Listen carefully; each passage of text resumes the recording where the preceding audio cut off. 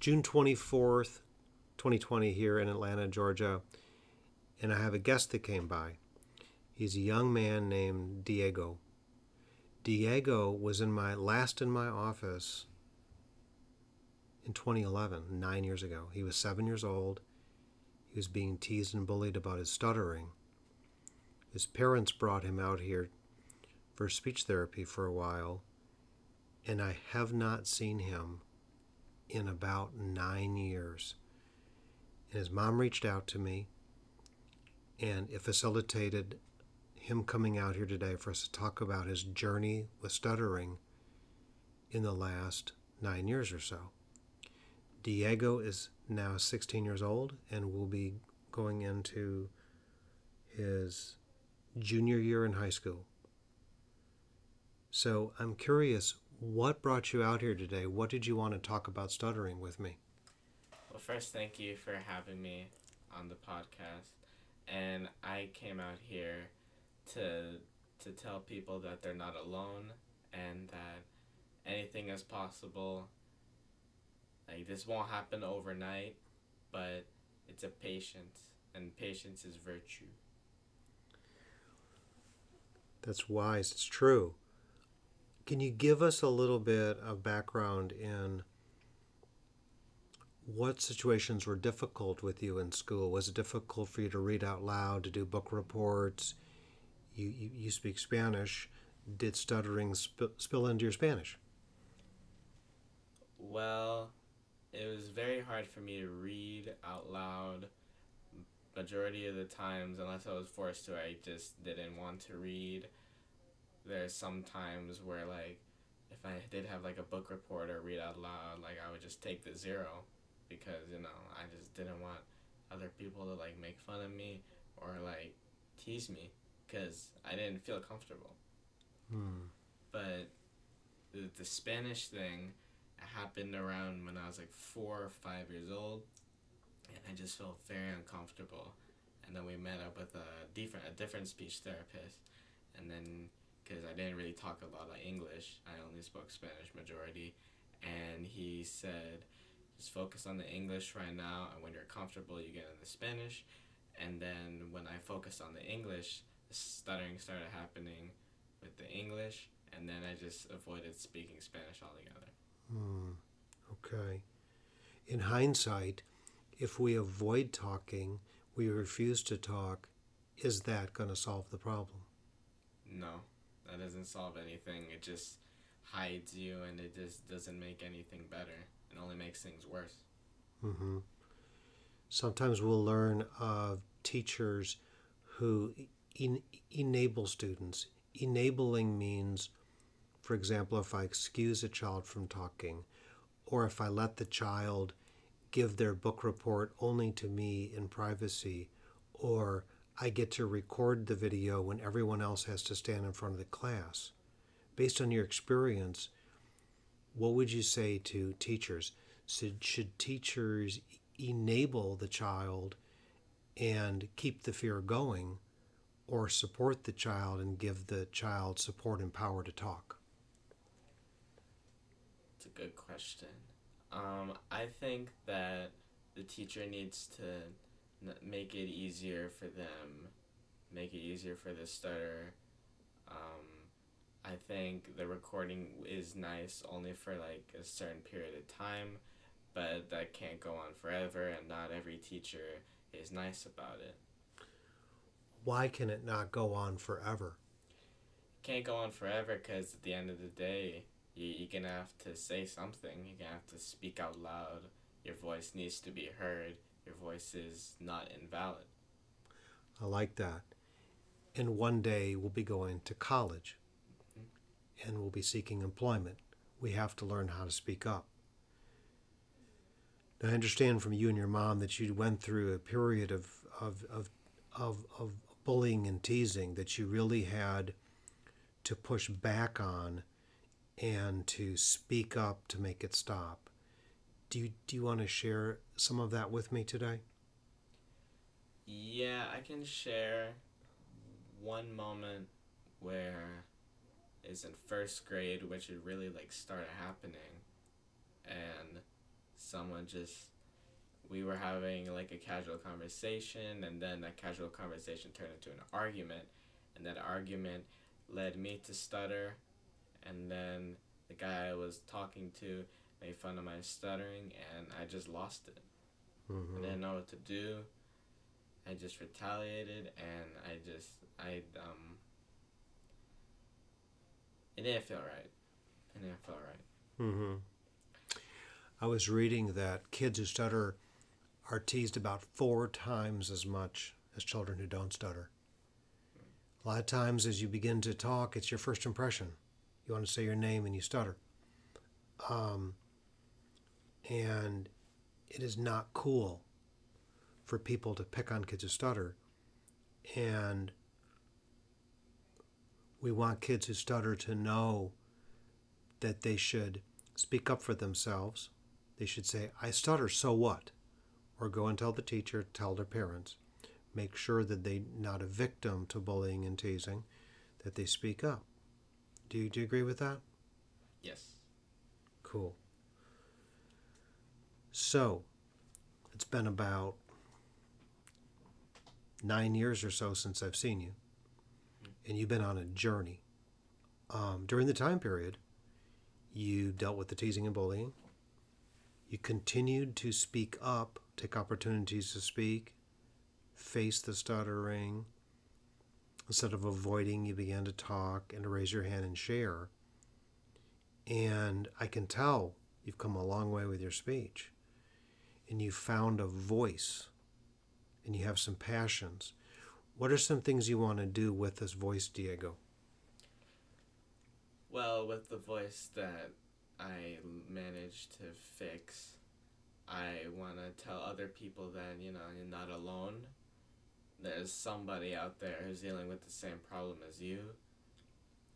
And with the stuttering, at the end of the day, it doesn't really matter to other people. It doesn't matter what other people think about you. They just pick on, because they see that your speech is weak.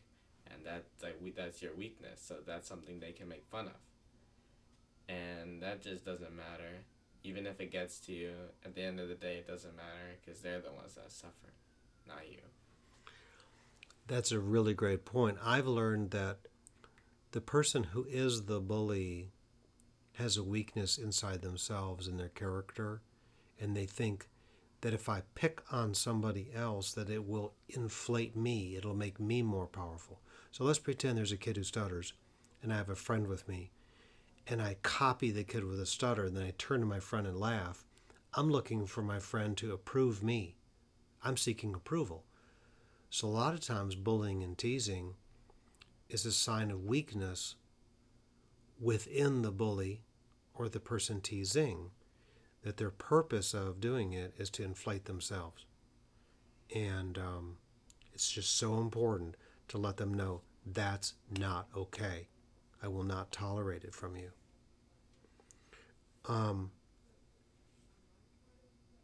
What do you want to do with your last 2 years of high school?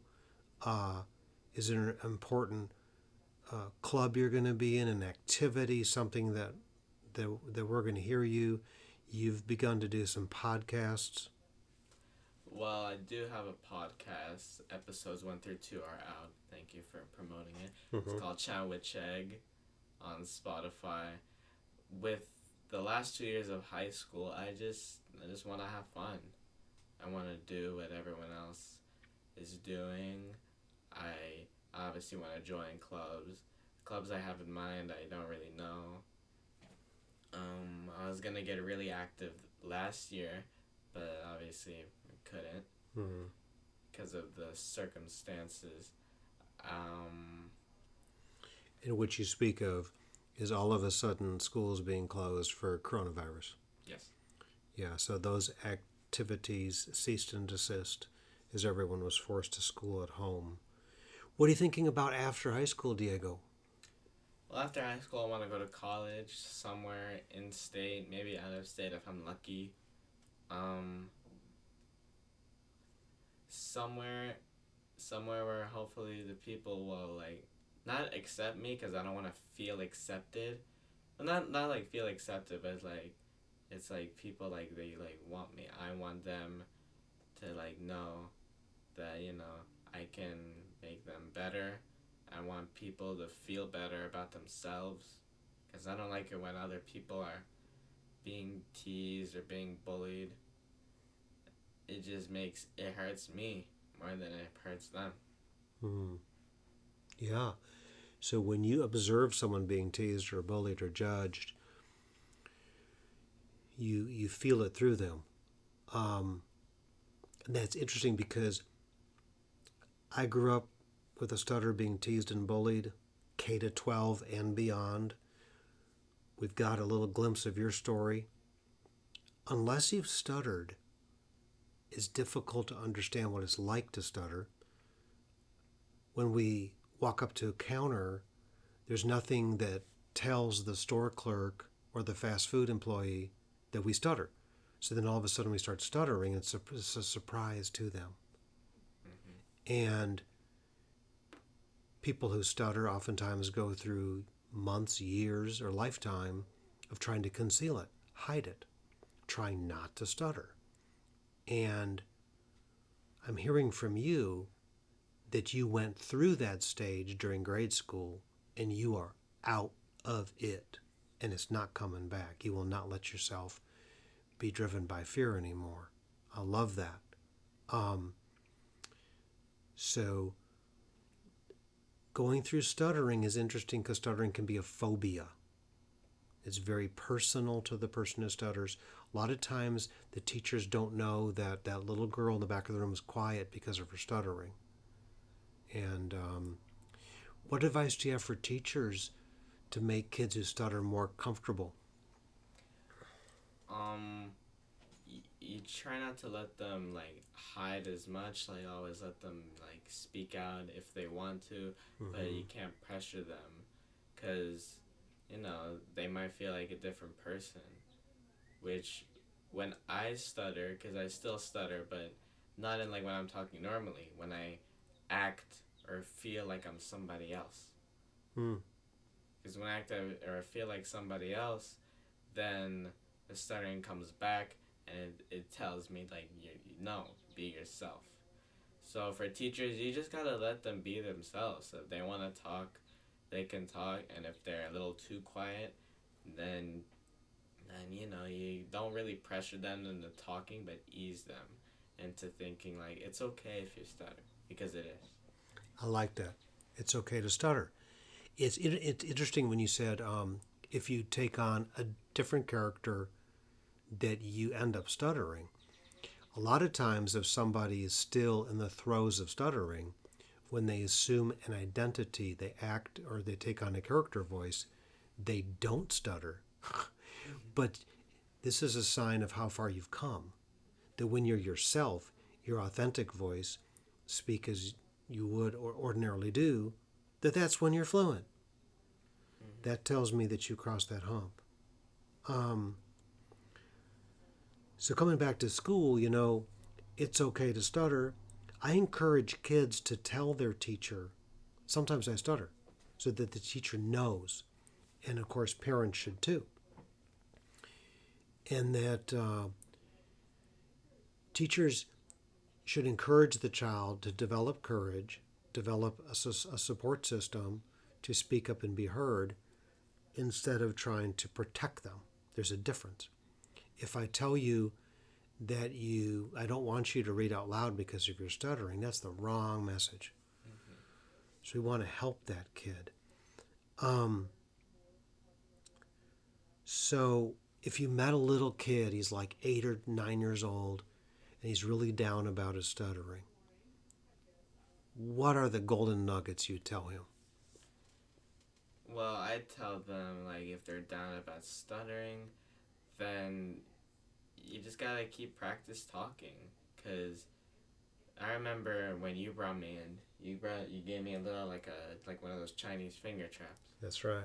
and you told me like if you keep trying to like get out, like force it, it's never gonna work. Forcing something never works. You just gotta ease into it. You gotta just be patient, and then you'll be free. And that's the same thing with stuttering. You gotta be patient it's not gonna happen overnight. You just keep being yourself, and then before like one day you'll just not notice it, and it won't be a factor in your life.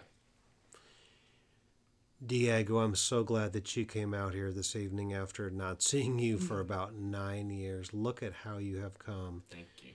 You're welcome. And I think I want to hear from you your last 2 years of high school. And I want to hear about what you're doing in college, because I was talking to your mother about this voice. When you earn a voice like you have, when you earn a voice, you utilize the voice. It sounds like you want to use it not just for people who stutter, but for other causes that are important to you.